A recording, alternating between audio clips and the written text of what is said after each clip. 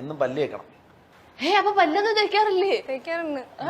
പിന്നെന്താ ഇല്ലേ? ഇവിടെ വീട്ടുകാരൊക്കെ പറയുന്ന കംപ്ലൈന്റ് അത്. ഈശ്വരാ. ഇപ്പൊ ചിരിക്കാമോ?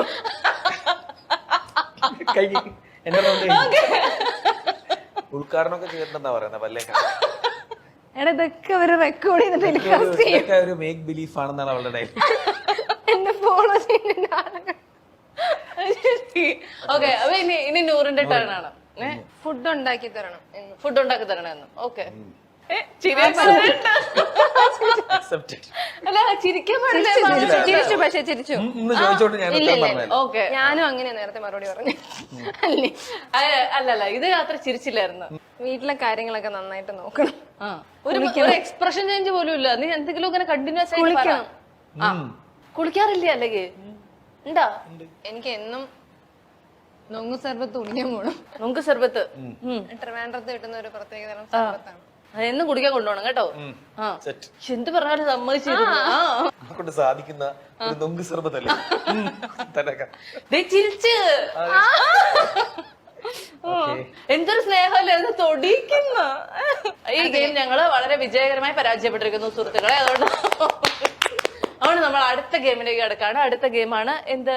അക്ഷരം ഗെയിം, റൗണ്ട് വേർഡ് ഗെയിം. അതായത് ഞാൻ ഗെയിം കളിക്കാൻ കുറച്ച് അതെ അലമ്പാക്കുന്ന ആളാണ്. ഓക്കെ, അപ്പൊ അങ്ങനെയാന്ന് വെച്ച് കഴിഞ്ഞാല് ഞാനിപ്പോ ഒരു അക്ഷരം പറയും. പിന്നെ ഞാൻ എന്ത് ആൻസർ ചോദിച്ചാലും ആ അക്ഷരം വെച്ചേ പറയാവുള്ളൂ. സത്യമാണെന്നൊന്നുമില്ല. പേരെന്താന്ന് വെച്ചാൽ ബിദുൻ എന്ന് പറയാം. അങ്ങനെ അങ്ങനെ അങ്ങനെ.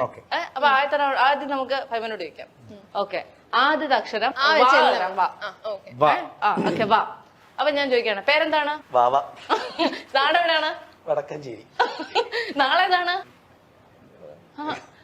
അങ്ങനെ ഒരു നാളുണ്ട്. ടിക് ടിക് 1, ടിക് ടിക് 2, മറ്റേ ടിക് ടിക് 3.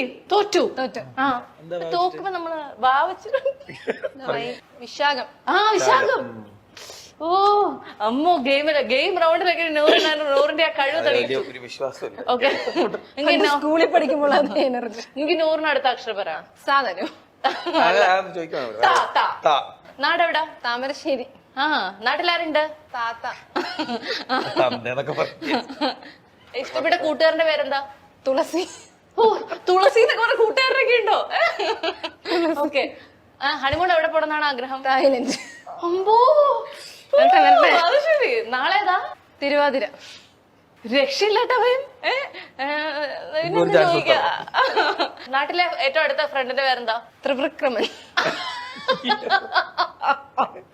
എവിടെ നിന്ന് കിട്ടുന്നടാ?